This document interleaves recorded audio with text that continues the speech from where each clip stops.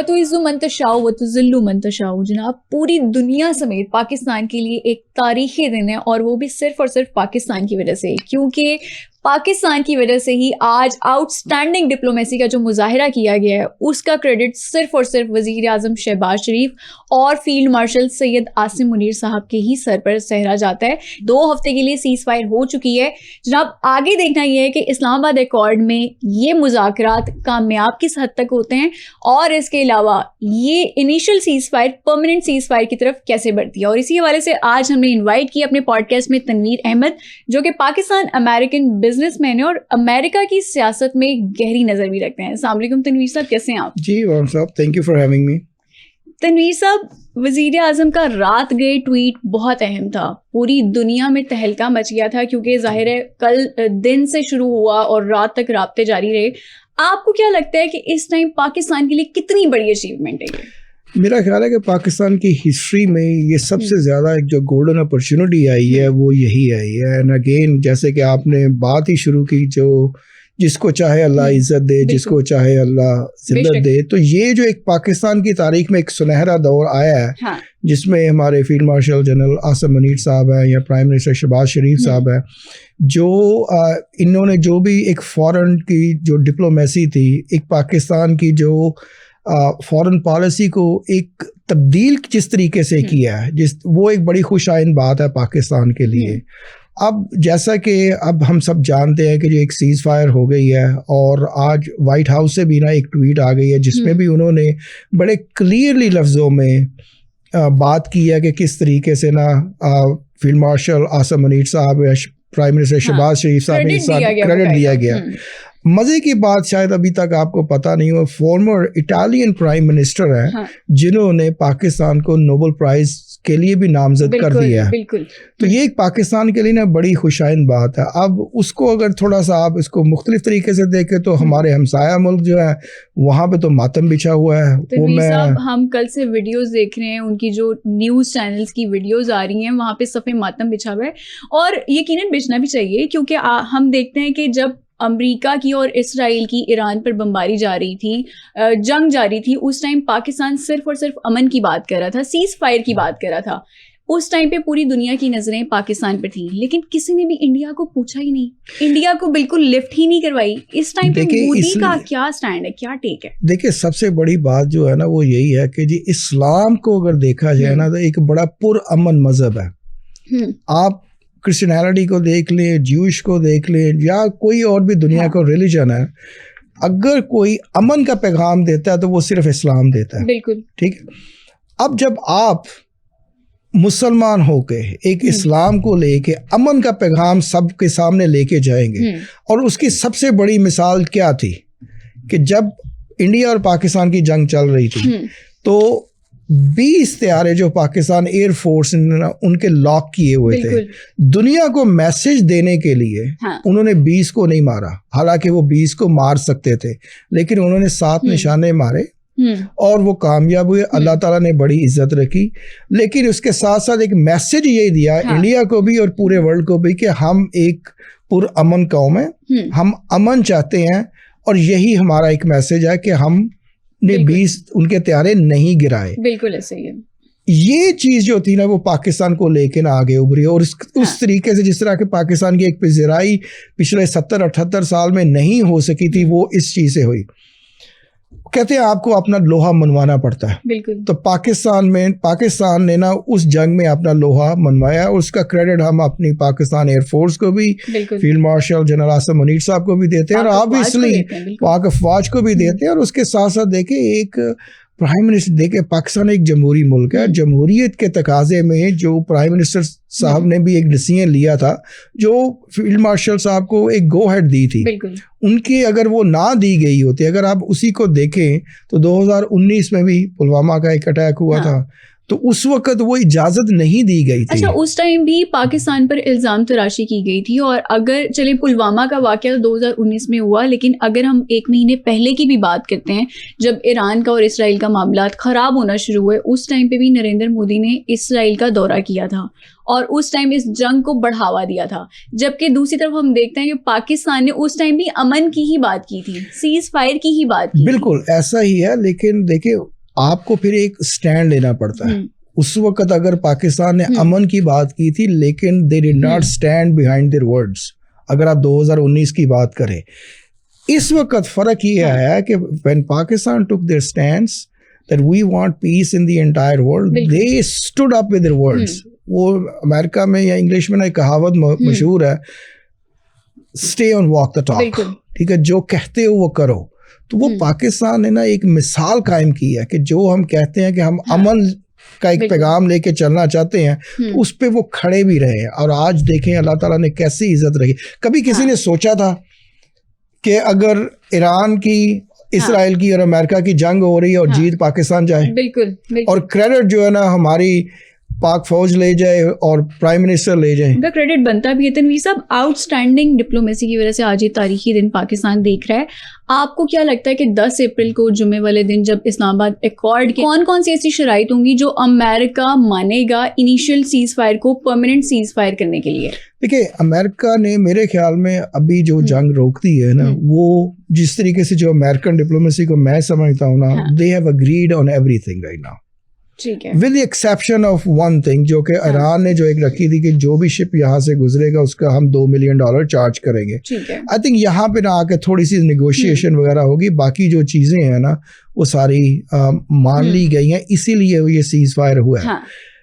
इस critical juncture में मैं ये चाहता हूँ, मेरा जो इंटरेस्ट है ना वो पाकिस्तान के लिए है। मेरे लिए ना सबसे पहले वो पाकिस्तान आता है। Obviously America is my country too, तो दोनों ही हैं। अमेरिका ने अपना इंटरेस्ट देखना है, पाकिस्तान में अपना इंटरेस्ट देखना है। इस वक्त पाकिस्तान को चाहिए कि जो हमारी गैस की पाइपलाइन रुकी हुई है सालों से, बेसिकली कई लाइक ऑलमोस्ट 3 डेकेड से ना वो रुकी हुई है, उसको हम ऑन करें।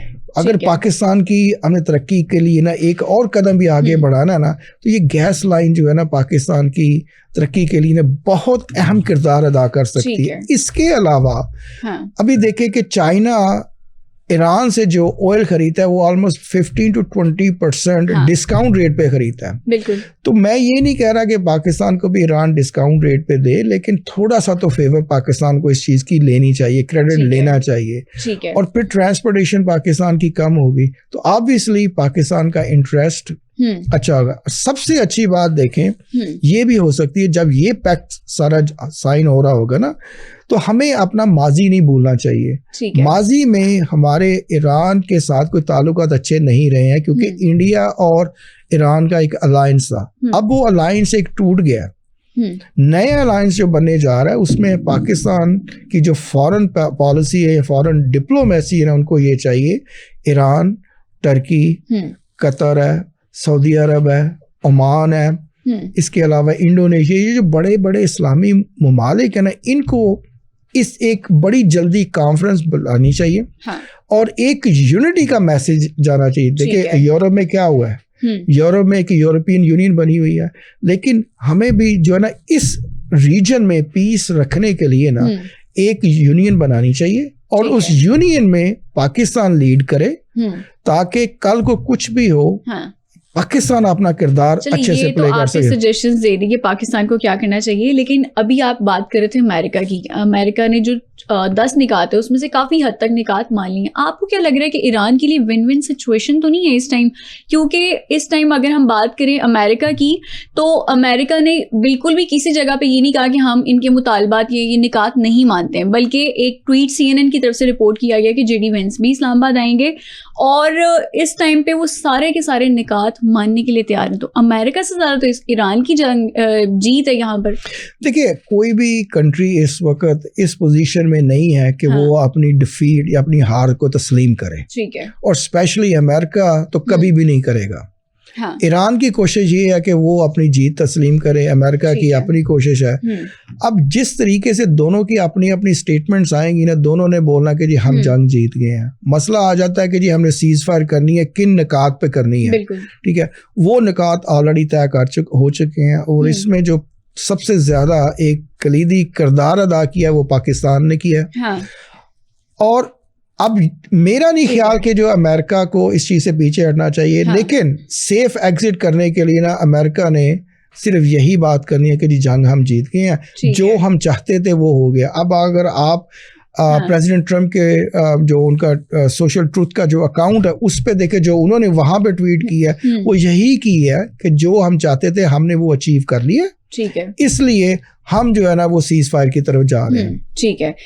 तनवीर साहब, आपने क्योंकि उनके सोशल मीडिया हैंडलर की भी बात की है, ट्रम्प के, जो डोनाल्ड ट्रम्प है उनकी हमेशा हमने ट्वीट्स देखी बड़ी जाहिराना होती हैं।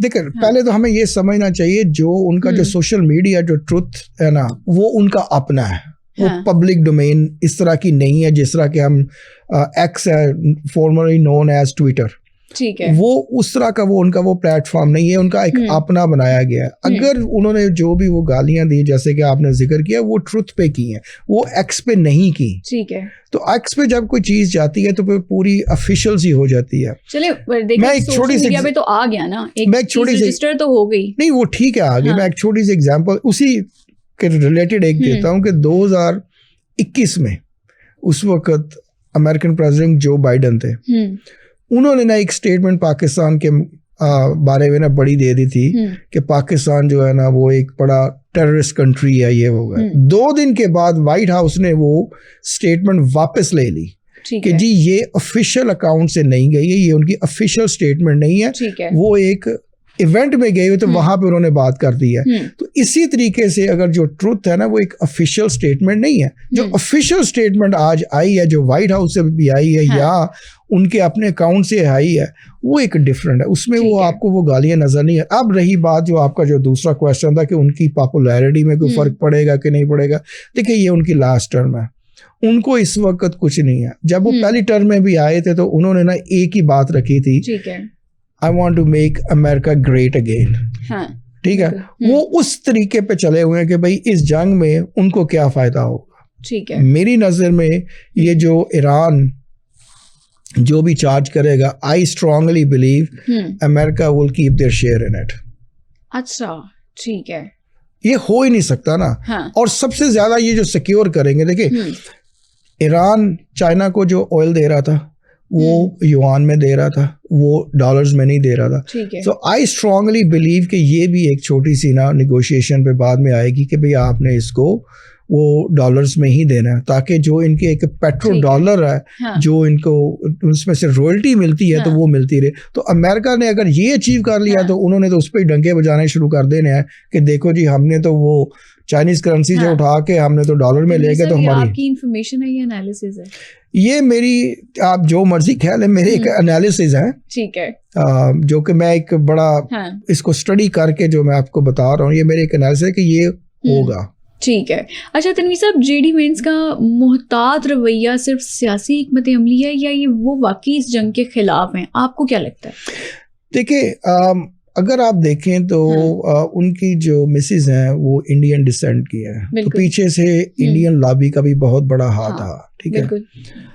अब आ जाते हैं कि उनका जो एक बड़ा क्या कहते हैं कि बड़ा हम्बल सा उनका एक रवैया रहा है इस पूरी जंग को लेके। उन्होंने ना एक बड़ा तहम्मुल से काम लिया है। वो एक कहते हैं let's play a good cop bad cop. एक आदमी अग्रेसिव हो गया, उसको किसी ने संभालना भी है, हाँ।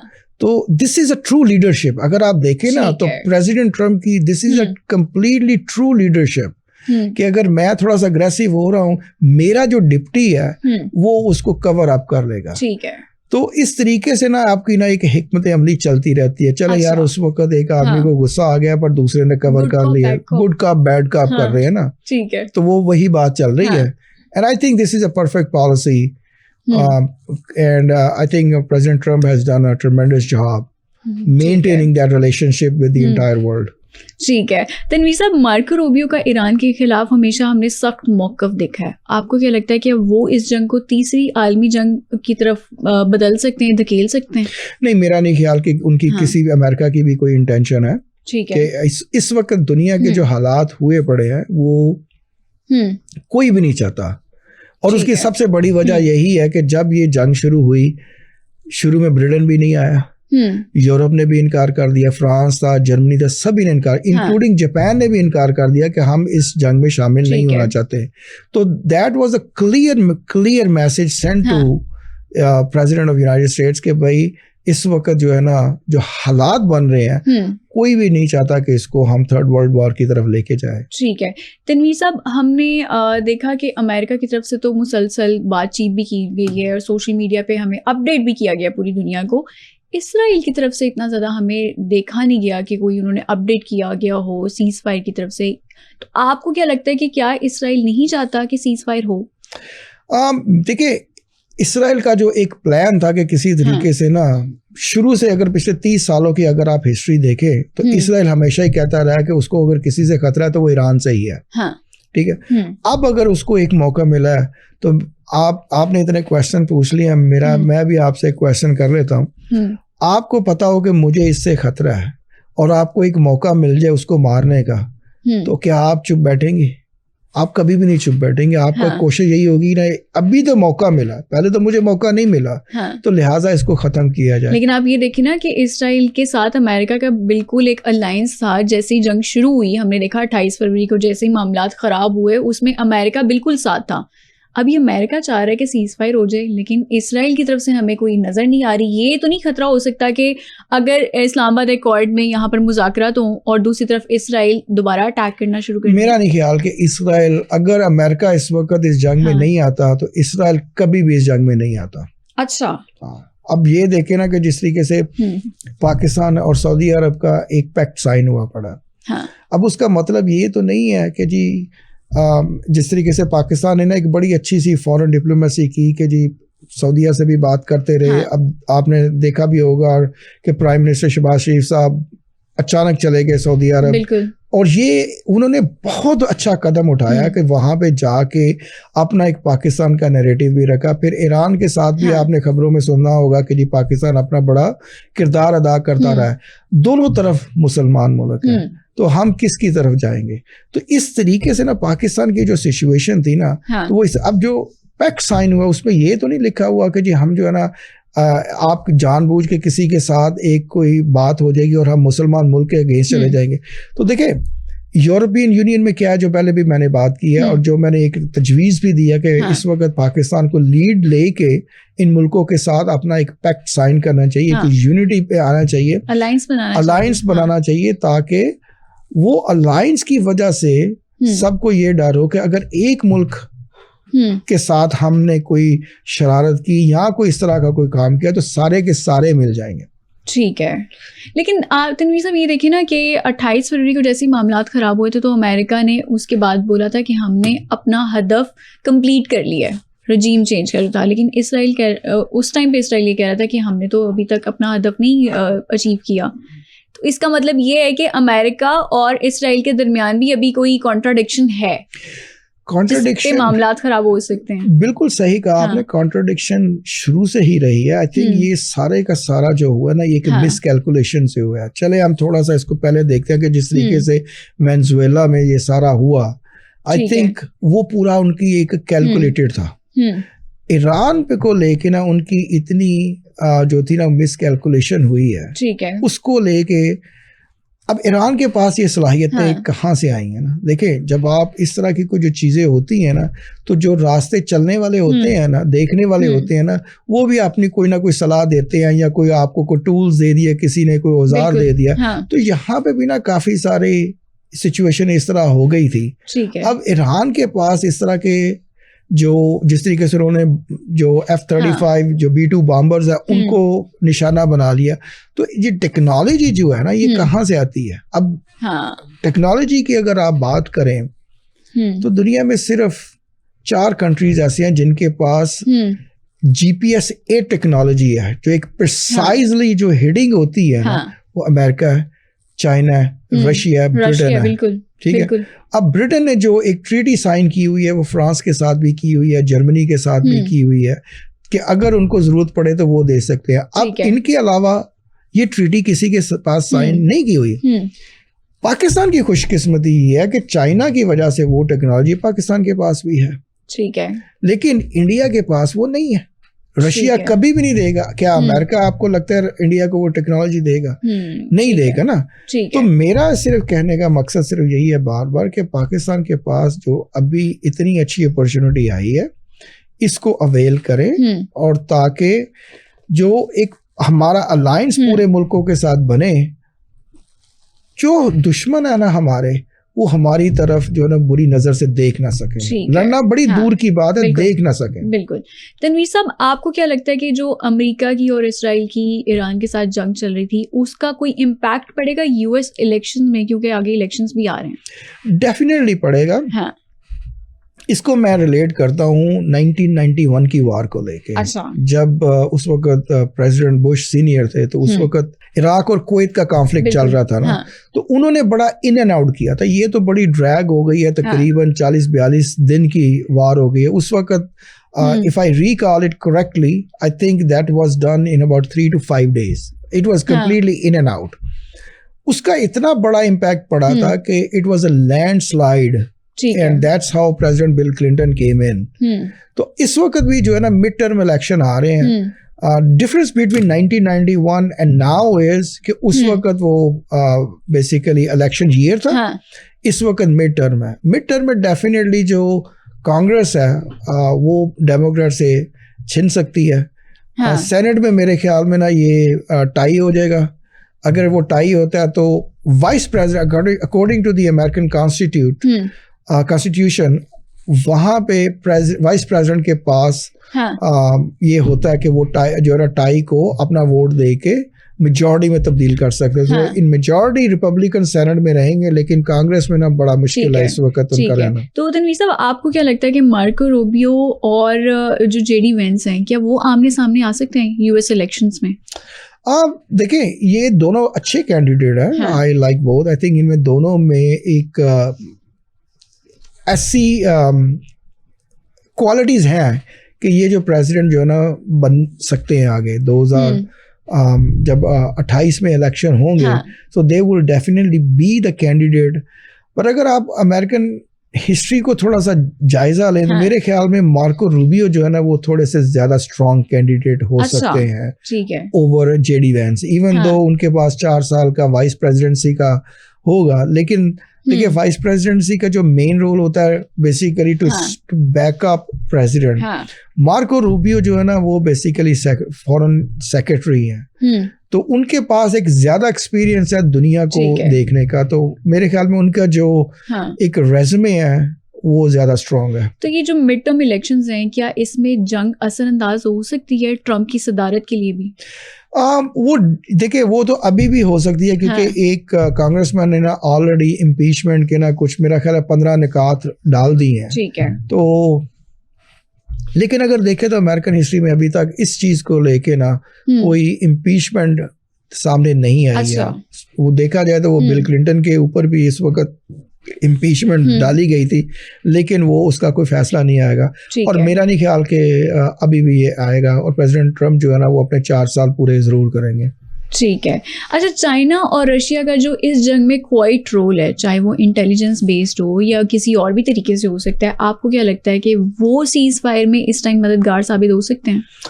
नहीं, मेरा ख्याल है कि जी इस चीज़ का ना हमें पूरा क्रेडिट जो है ना वो पाकिस्तान को ही देना चाहिए। अगर आप चाइना और रशिया की बात करें तो रिसेंटली आई थिंक तकरीबन अभी 48 घंटे नहीं हुए तो यूएन का जो था कि स्टेट ऑफ हार्मोन्स को खोला जाए, तो चाइना और रशिया ने अपनी क्लियर इंटेंशंस दे दी थी कि दे आर नॉट इंटरेस्टेड कि ये सीज फायर हो, और इसीलिए उन्होंने ना बेसिकली उसको वीटो कर दिया था। ठीक है। तो लेकिन ये तो कहा जा रहा है कि चाइना ने कन्विंस किया ईरान को कि वो मुज़ाकरात की टेबल पर आकर बैठे। वो देखिए, एक डिप्लोमेसी के लिए ये एक जरूरी हो चुका था। जिस तरीके से अमेरिका से ना एक फाइनल वार्निंग आ गई थी कि जी हम तो बेसिकली ना पूरे का पूरा इसको मलियामेट कर देंगे। ठीक है। तो उसमें ना चाइना का भी कोई बेनिफिट नजर आ रहा था उसको, तो फाइनल स्टेज पे आके बेसिकली आखिरी मौके पे आके चाइना ने भी अपना छोटा सा ना किरदार किया कि भाई आप जो है ना इस टेबल पे आ जाएं, and I think this is going to be beneficial for you as well as the rest of the countries. अच्छा, चाइना ने क्या फायदा उठाया इस जंग से, किस हद तक फायदा उठाया है? एक तो ये बता दें, दूसरा ये कि सबसे ज़्यादा हम ये सुनने में आ रहा है कि अब रशिया ने सबसे ज़्यादा इस चीज़ पर फ़ायदा उठाया है, चाहे वो ट्रेड हो, चाहे वो इंटेलिजेंस की जो सर्विसेज हैं वो प्रोवाइड की गई हैं उनकी तरफ से। तो चाइना और रशिया का क्या रोल रहा है, कितना उन्होंने अचीव किया है, कितना फ़ायदा उनके लिए रहा है? देखिए, चाइना मैंने आपसे पहले जिक्र किया तकरीबन 15-20% जो है ना जो ईरान से ऑयल खरीदता है ना वो डिस्काउंटेड रेट पे खरीदता है। ठीक है। फिर वो अपनी करेंसी में खरीदता है। तो ये बहुत बड़ा, अब जैसे ही वो प्राइस बैरल की ऊपर जाती है तो फिर भी इनको एक डिस्काउंटेड ही मिला। रशिया को भी इसका बेनिफिट हुआ कि जो रशिया अपना ऑयल कंट्रीज को देता है तो प्राइस बैरल की ऊपर गई है। So it was not in their interest कि ये जो है ना जंग जल्दी बंद हो, क्योंकि जल्दी जंग बंद होगी तो बैरल की प्राइस नीचे आ जाएगी, तो डेफिनेटली वो तो लॉस होगा। इसके अलावा जो प्राइस जो दूसरी चीजों को लेके ऊपर बढ़ती हैं तो सारी की होती है। अब हमने देखना ये है कि जो जैसा चाइना है उसकी मेन जो एक्सपोर्ट है वो यूरोप बिल्कुल और अमेरिका में है। हाँ। क्या वो प्राइसेस नीचे अब आएंगी? इतनी जल्दी नहीं आएंगे। तो अल्टीमेट बेनिफिट जो है ना सभी को हुआ है। ठीक है तनवीर साहब, इस्लामाबाद एकॉर्ड की बात कर लेते हैं। हम तो बहुत ज़्यादा पॉजिटिव हैं इस टाइम पे। पाकिस्तान हमेशा अमन की बात करता है और हम ये उम्मीद भी कर रहे हैं कि इस्लामाबाद एकॉर्ड में जो मुज़ाकरात हैं वो कामयाबी के साथ हो जाएं। लेकिन खुदा ना खास्ता अगर मुज़ाकरात नाकाम हो जाते हैं तो आप किस तरह से देख रहे हैं, फिर हालात किस तरह से शिफ्ट हो सकते हैं? जंग किन किन इलाकों में, किन किन कॉन्टिनेंट्स में फैल सकती है? पहले तो हमें सबको मिलकर दुआ करनी चाहिए कि अल्लाह ताला अपना करम और अपनी रहमत इस मुल्क पे ज़रूर रखे। बेशक। और इसके साथ साथ ये भी हमें दुआ करनी चाहिए कि ये जंग बिल्कुल फैले नहीं। लेकिन अगर ये फ़र्ज़ करें कि जैसे कि आपने कहा कि थोड़ा सा जो सीज़ फायर हुआ है 2 वीक का, उसमें पूरे मामला तय नहीं पाते हैं तो फिर जो है ना वो ख़तरा काफ़ी बढ़ सकता है कि जो ईरान के पास जो है ना बहुत ज़्यादा मिकदार में मिसाइल्स हैं बिल्कुल और उसका वो इस्तेमाल कर सकता है। अब एक आदमी जो मर रहा है तो उसने तो अंधाधुंध जो है ना मारना होता है, उसको नहीं पता कि आसपास कौन है, तो किसी तरफ भी आ सकता है। वो पाकिस्तान की तरफ भी जा सकता है, वो दूसरे कंट्रीज की तरफ भी जा सकता है जिसमें जो उसके नेबरिंग कंट्रीज हैं उन सबको लपेट में ले सकता है।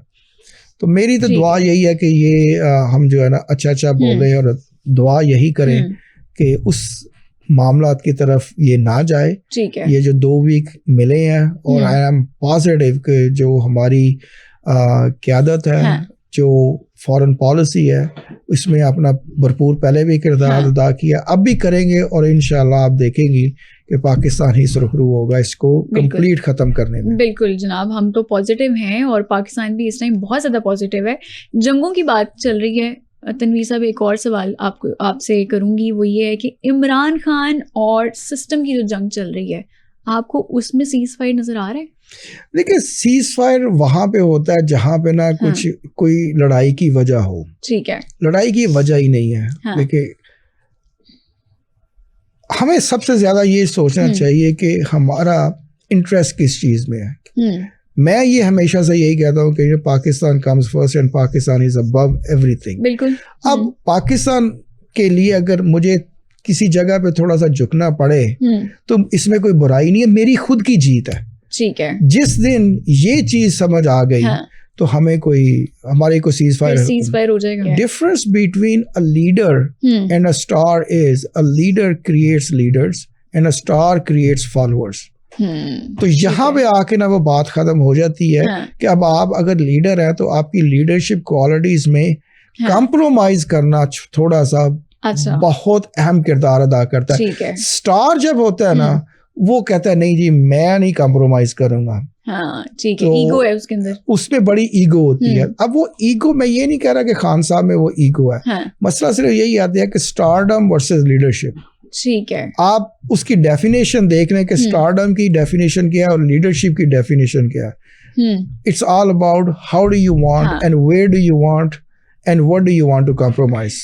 तनवीर साहब, ये स्टारडम और जो लीडरशिप की आपने मिसाल दी ना, ये बहुत अच्छी मिसाल दी है। आपको क्या लगता है कि इमरान खान और सिस्टम की जो जंग है वो कौन ऐसे लोग हैं जो चाहते हैं कि जारी रहे? आई एम सॉरी टू से कि बहनों को ये चाहिए था कि जी हम प्रोटेस्ट करते हैं, जो एक कॉल दी हुई है उन्होंने, ये क्या वक्त है इन चीज़ों की बातों करने का?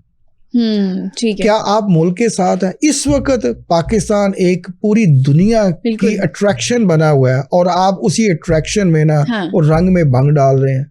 क्या आपको पाकिस्तान के साथ इतनी मोहब्बत है? तो अगर मोहब्बत है तो अपनी शो करें। क्या ये वक्त है अपने आपके लड़ाई झगड़े दूसरों को दिखाने का? इस वक्त एक यूनिटी की बात हो रही है। ठीक है। दुनिया में हम जो है ना एक किरदार अदा कर रहे हैं कि जी हम दूसरों को जो है ना एक यूनाइट करने की कोशिश कर रहे हैं, लेकिन हमारे अपने घर में लड़ाई पड़ी हुई है। तो ये मैसेज देना इस तरीके से ना, काम वही होता है जो वक्त पे हो। ये वो वक्त नहीं है कि हम जो है ना एक प्रोटेस्ट की कॉल दें या मुल्क में जो है ना इस तरह की ना भगदड़ मचाएं। ये वो वक्त है मिलजुल के हम दुनिया को दिखाएं।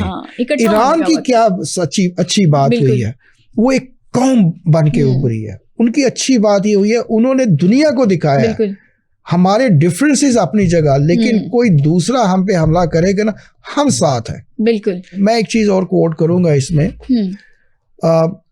हजरत अली रज़ी अल्लाह ताला की जब खिलाफत की बारी आई तो वो खलीफा थे, तो वो एक सहाबा कराम ने उनसे पूछा, अली जब हजरत अबू बकर थे, हजरत उमर थे, हजरत उस्मान थे खलीफा, उस वक्त बड़े अच्छे अच्छे फैसले लिए जा रहे थे। अब आपने उनके साथ इतना काम किया है, आपको वो फैसले लेने में क्यों मुश्किल आ रही है? उन्होंने एक बड़ा अच्छा जवाब दिया था, इन तीनों के पास अली था, मेरे पास कोई अली नहीं है। तो मसला ये आ जाता है, जो आपके एक एडवाइजर है, जो आपके जो लीडर्स है ना, उन्होंने अपना एक किरदार अदा करना होता है। यहाँ पे मसला ये है कि वन मैन शो है। कोई भी होगा जी, मैं उस वक्त तक कोई डिसीजन नहीं लूंगा जब तक मेरी खान साहब से मुलाकात ना हो। भाई आप लीडर किस चीज के हो? कोई डिसीजन लो, कौम को बताओ कि मैं एक लीडर हूँ, ताकि मैं इस पार्टी को लेके आगे चलूं। ये क्या बात हुई जी, मेरी मुलाकात नहीं हो रही तो मैं डिसीजन नहीं ले सकता? ठीक है, तो then why are you a leader? आप तो फॉलोअर हुए ना। ठीक है, बहुत शुक्रिया। हमारे साथ मौजूद थे तनवीर अहमद, जो कि पाकिस्तानी अमेरिकन बिजनेसमैन भी हैं। और आज का हमारा मकसद यही था कि पाकिस्तान, क्योंकि आज पाकिस्तान के लिए बहुत तारीखी दिन है और हम हमेशा अमन की बात करते हैं और उम्मीद करते हैं कि इस्लामाबाद एकॉर्ड में भी पूरी दुनिया में अमन की ही बात की जाए, मुज़ाकरात कामयाब हों, क्योंकि सबसे पहले पाकिस्तान हमेशा जिंदाबाद। जनाब फलक चौहान को दीजिए इजाज़त, अगले पॉडकास्ट में दोबारा मुलाकात होगी, तब तक के लिए अल्लाह हाफ़िज़।